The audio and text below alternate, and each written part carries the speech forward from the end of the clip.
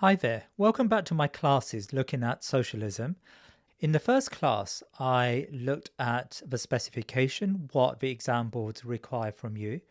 I looked at the strands and the thinkers and essay questions. And if you remember, one of the things I suggested was, well, there were two things actually quite important at the very end. Firstly, if you're going to revise for socialism, the best way to revise for it is to work through the 9 or so examination questions you may get. And I put a list of those exam questions in my first set of slides.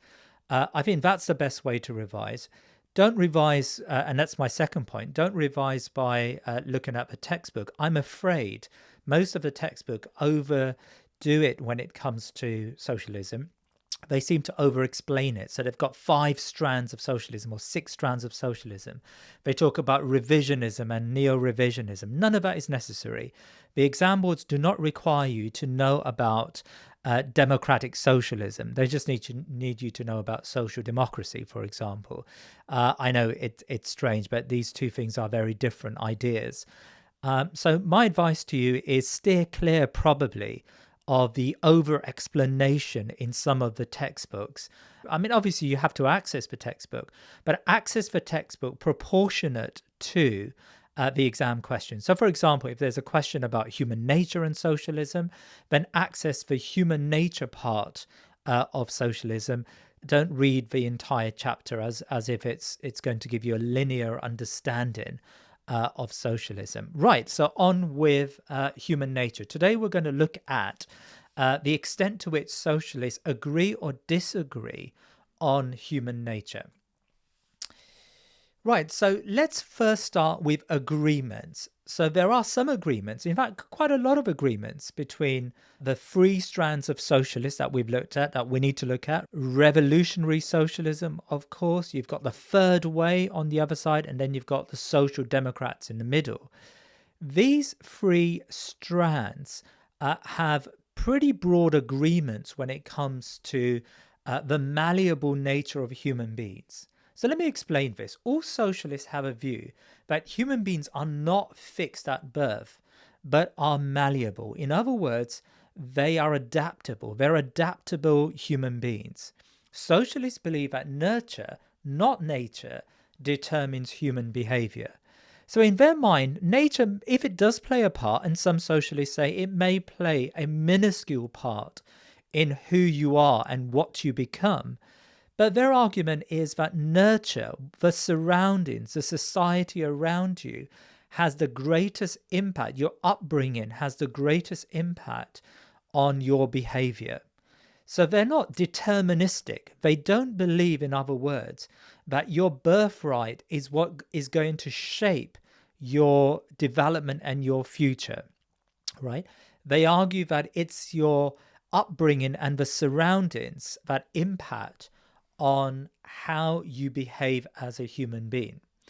So they go further and suggest that all experiences derive from society, which the individual can never separate themselves from. The society and the individual are intrinsically linked. You can't separate yourself from society because human beings are neither self-contained nor self-sufficient. This is the critique of liberalism, of individualism. We're not self-contained, we're not self-sufficient. Rather, we are part of this whole, we're part of society. To think of ourselves as atomized human beings, as these self-sufficient human beings, living on our own, in need of our own counsel, that's pretty absurd for socialists. So you can only understand an individual through their social groupings, the groupings in which they belong. That's how you understand individuals.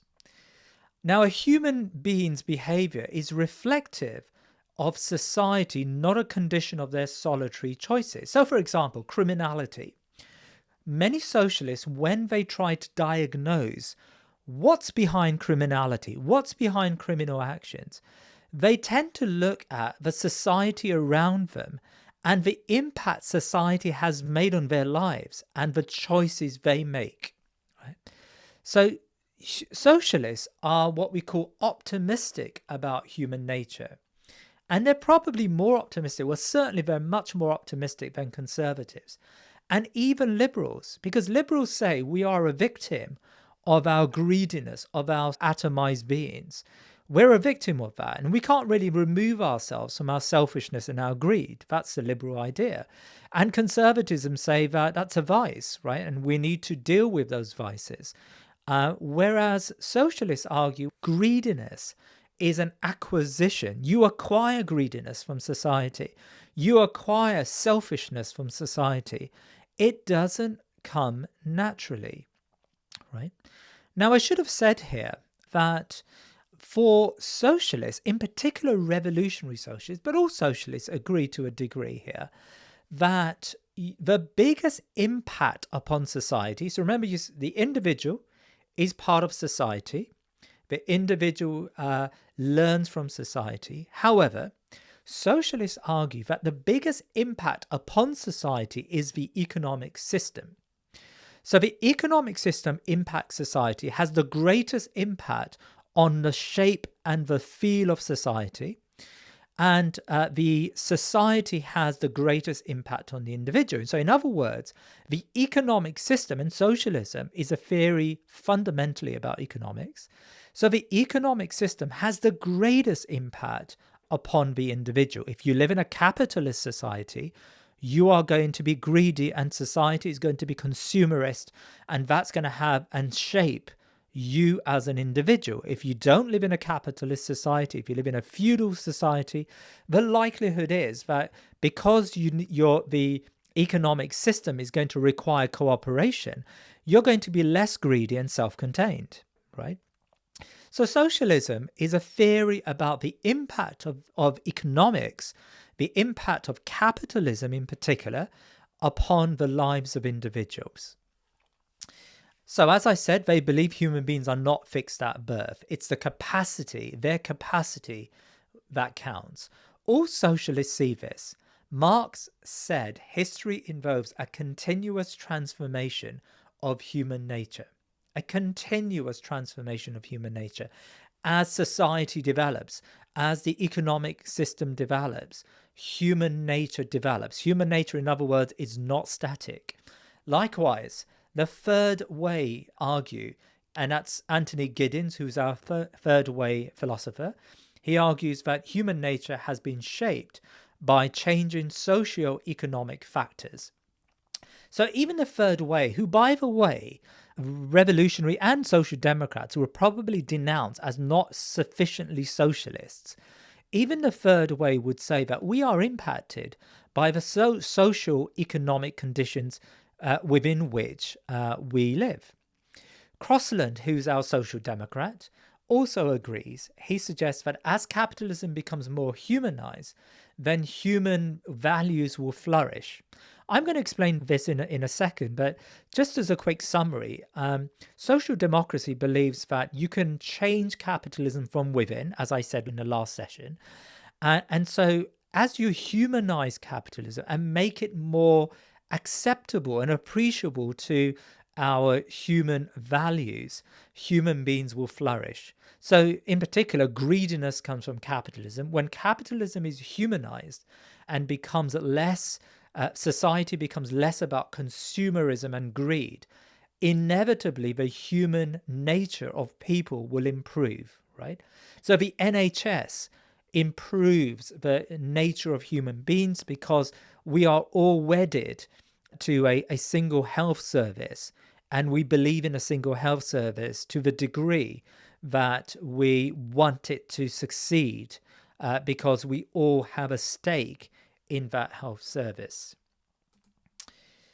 Now, when we talk about agreements, there's also general agreement that human beings are cooperative human beings. I mean, if I was writing this in an essay, I would probably do a paragraph or a mini paragraph on the malleable nature of human beings, but I also would then do another paragraph on cooperation. You can join it, but I think that works well, a separate paragraph. So to different degrees, socialists believe that it is natural to want to be communal and to work with others. Socialists regard people as social creatures who readily cooperate and find cooperation much more natural and less wasteful and divisive than competition, right? So let's just think about this. If you are competing with one another, you inevitably waste resources. If my neighbor has a BMW, I want a BMW, I'm in competition with my neighbor. Every time he upgrades his car, I'm going to have to upgrade my car. By definition, competition leads to wastefulness, right?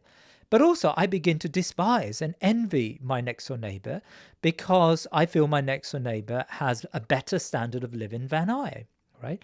And so it's divisive. Keeping up with the Joneses wastes lots of resources, but also pits human beings against other human beings, workers against workers. And so socialists argue that because we're social creatures and we readily cooperate, cooperation is much better than competition.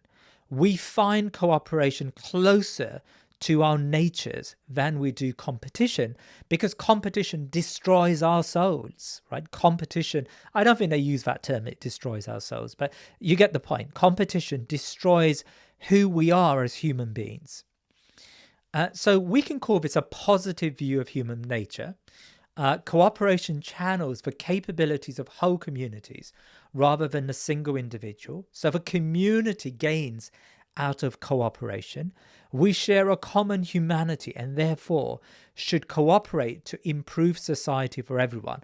Not only is cooperation less divisive and less wasteful, but actually we are part of one shared humanity.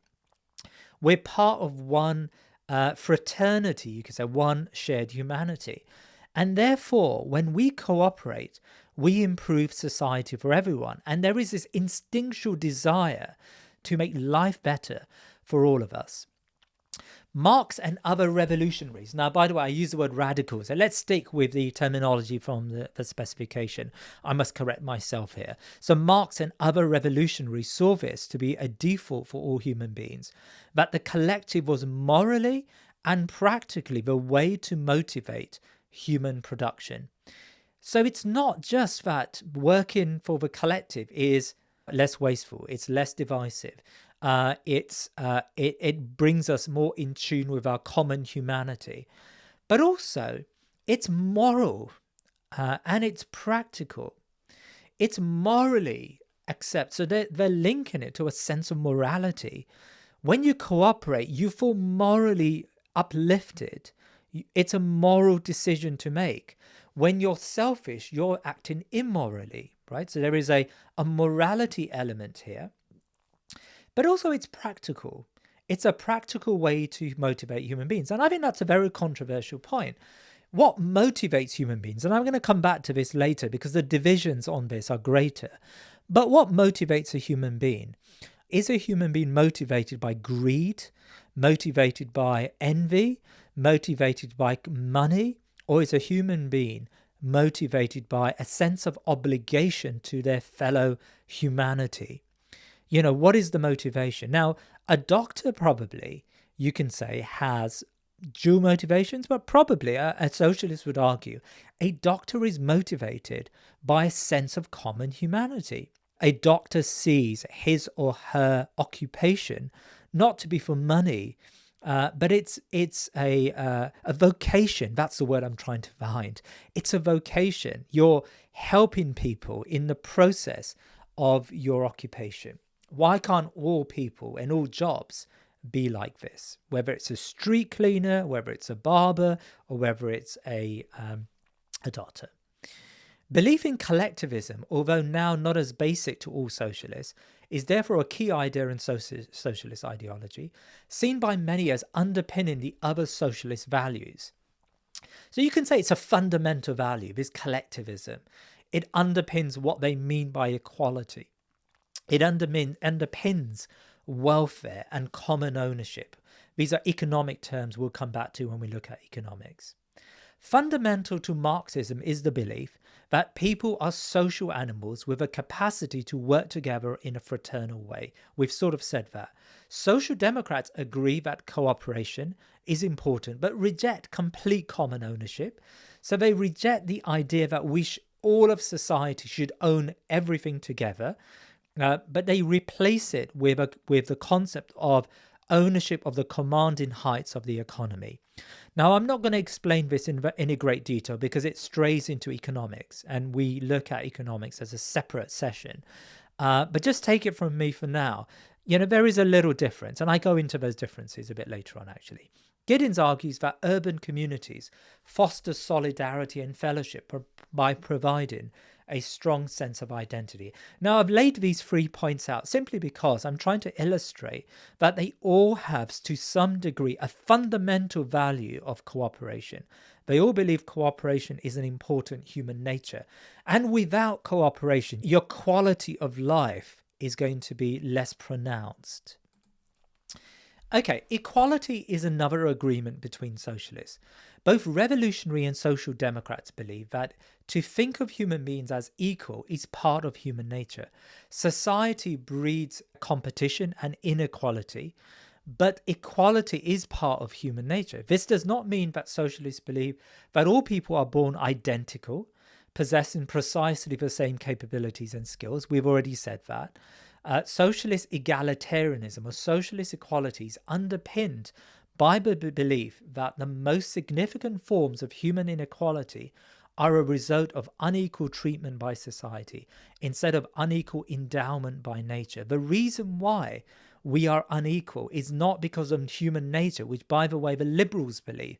Human nature has a sense of inequality baked in to the very fact that some human beings have some more capabilities than others and have more advantages than others. Socialists believe that it's society that makes us unequal. That is what gives us a sense of inequality, rather than our human natures, our basic instincts. Justice from a socialist perspective, therefore, demands that people are treated equally, or at least more equally, by society in terms of their rewards and material circumstances. Now, we're going to come back to this when we look at economics, but simply put, fundamentally, socialists believe that society owes something to the human beings. What it owes to human beings is a different matter. They disagree on that. But they agree that society has to somewhat rebalance to the inequalities that come from society. They see this to be in line with human nature, and the role of the state is to varying degrees, aims for equality. And again, this is straying now into the state. Crossland was against gross inequalities. Giddens argued equality must contribute to diversity instead of hindering it. I would say that Giddens of the Third Way has the weakest attachment to equality, but he still uses the language of equality, and I will come back to that when we look at economics. But he does believe that equality is an important human goal. Now, let's go into disagreements. So there are fundamental agreements, but also disagreements between socialists. So although socialists agree in the virtue of social equality, they disagree about the extent to which it can be found and brought about.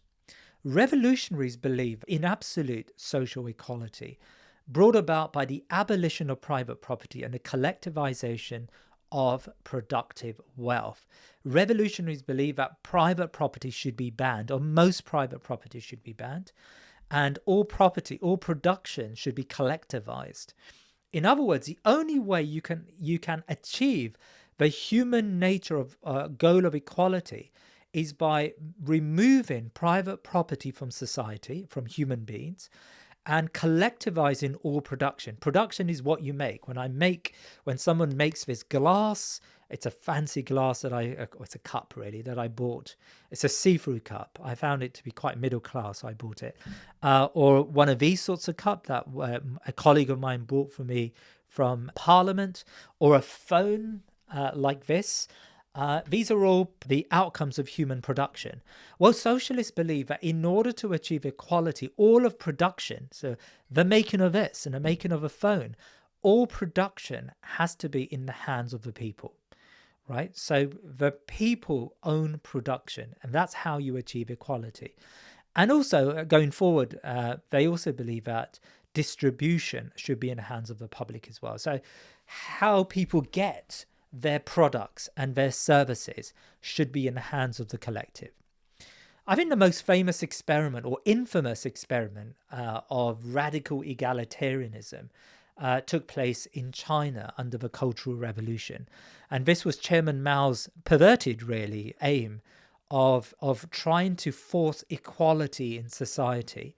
And a lot of people lost their lives, millions of people lost their lives and lost their wealth as a result of it. Social Democrats, however, believe in relative social equality, achieved by the redistribution of wealth through a welfare state and a system of progressive taxation. So again, these are concepts we revisit when we look at economy.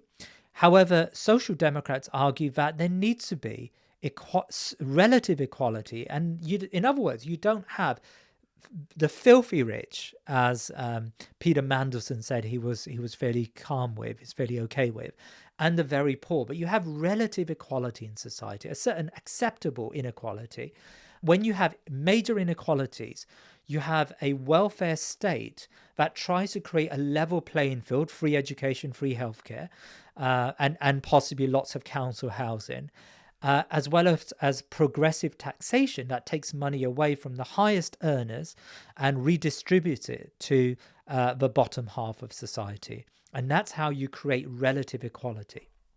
So there's a disagreement straight away between revolutionaries and the Social Democrats here. See, Social Democrats, their desire is to tame capitalism rather than to abolish it. It reflects an acceptance of the continuing role of material incentives, with egalitarianism, equality being refocused on the task of eradicating poverty and eradicating gross inequalities, I should have added here. They believe that some level of material incentives is still required. They disagree, in other words, with the abolition of private property and a collectivization of productive wealth. This in turn has sometimes blurred the distinction between social equality and the equality of opportunity. Equality of opportunity is a modern liberal concept, and there is a meeting between Social Democrats, a meeting of minds. If you were to draw a Venn diagram, there is this sort of neat circle in the middle between the Social Democrats and the modern liberals. But we talk more about equality in the essay we'll prepare on equality. Okay, so there is another disagreement between socialists, and it's a disagreement about whether capitalism is really at odds with human nature. Both revolutionary and social democratic strands believe that capitalism breeds selfishness, which must be controlled by harnessing collective efforts. Capitalism does make us selfish. They argue that the true human nature cannot flourish without controls on capitalism. So these two strands believe that there needs to be some level of control on capitalism. However, revolutionaries believe that human beings can only truly realize their human nature in a post-capitalist society. So there's a disagreement about capitalism. Social Democrats believe that you can be in line with your human nature in a capitalist society by humanizing capitalism, but revolutionaries believe that human beings can only truly realize their human nature in a post-capitalist society, in a society after capitalism. Marx and Engels and Rosa Luxemburg agreed that only a truly utopian society can realize true human nature. So in other words, human nature can only truly flourish when you get rid of capitalism through revolution, whereas Social Democrats have a different view about this. Revolutionaries believe that we are contaminated by capitalism, which encourages greed and selfishness and ruthlessness. Capitalism instills a false consciousness. Individuals are removed from their original nature as a result of this false consciousness. However, there's a little difference between revolutionaries. By the way, I come back to the false consciousness idea in a later essay. Rosa Luxemburg, unlike other revolutionaries, argued that even in a capitalist society, when you have collective trade unions, you can revive some aspects of true human nature.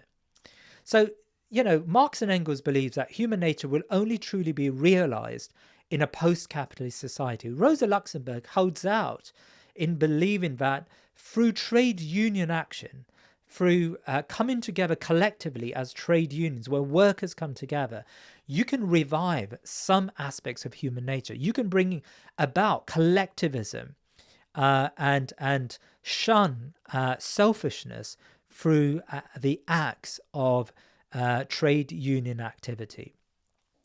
So workers, according to, I've said here Rosenberg, that's a twist of the two names. It's Luxembourg, sorry.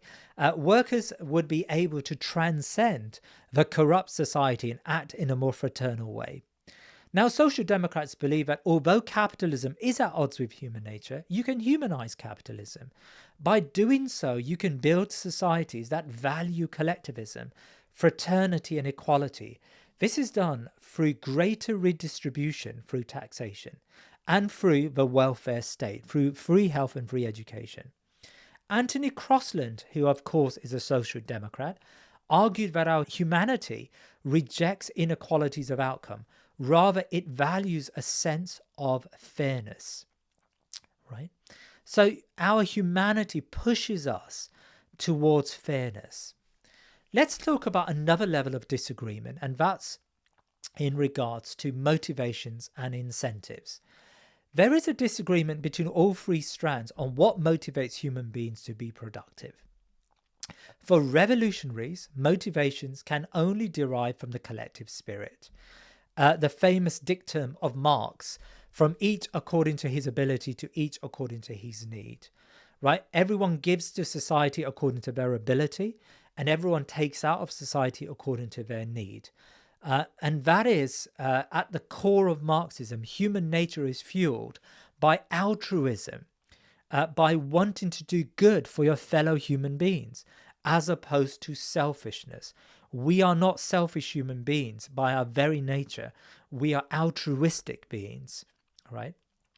So Marx believed that individuals are neither self-sufficient nor self-contained, and they are therefore inseparable from society, which will constantly encourage cooperation, the natural, less wasteful alternatives in society.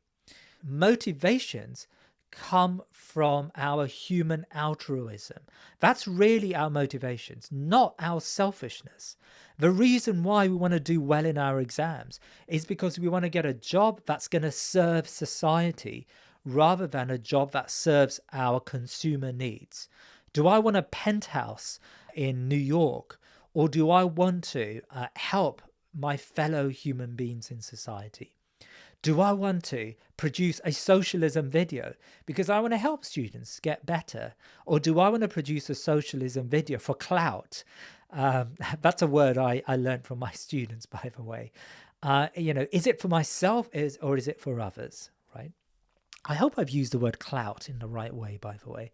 Now, social democrats agree that altruism is important, and but this is brought about collectively through good welfare services like the NHS and like hospitals. They accept that individual selfish motivation has a place, so they're not against individual motivations, but they argue that ultimately there is going to be a mixture of motivations, individual motivations and collective, fraternal, altruistic motivations. And so as long as you've got the both, your human nature will be in sync, right? You are going to have, it's not a dog-eat-dog world as a pure capitalist laissez-faire society, you may know this term, but neither is it a society like Marx, a revolutionary society where everything belongs to the collective. And the motivation then comes from the collective. Giddens and the Third Way argued that altruism isn't supposed to disincentivize people. It's here just to limit the adverse effects of the free market. Now, I'm going to go into this more when I look at economy, but take it from me for now that Giddens is really saying here, who's a Third Way, that, we should be altruistic, but we shouldn't be altruistic to the degree that we undermine the free market, because Giddens believes that altruism shouldn't be the driving force in all areas, but rather altruism is focused on the least fortunate. We put money in taxation in order to help the 10% in society, those in society that need that level of redistribution the most, right? While the self should be removed as much as possible, according to revolutionaries, in contrast, the third way believes that humans should be self-serving, but still recognizes a level of responsibility to one another. If we were to talk about motivations, the barrel is completely full. The motivation barrel is completely full when it comes to revolutionaries. They believe that society and altruism is what motivates you. If you think about social democrats, on the other hand, social democrats believe that there's a mixture of motivations, and our human nature is intact. And if you think about the third way basically argue, if you read between the lines, that human nature is effectively not altruistic. Human nature is selfish.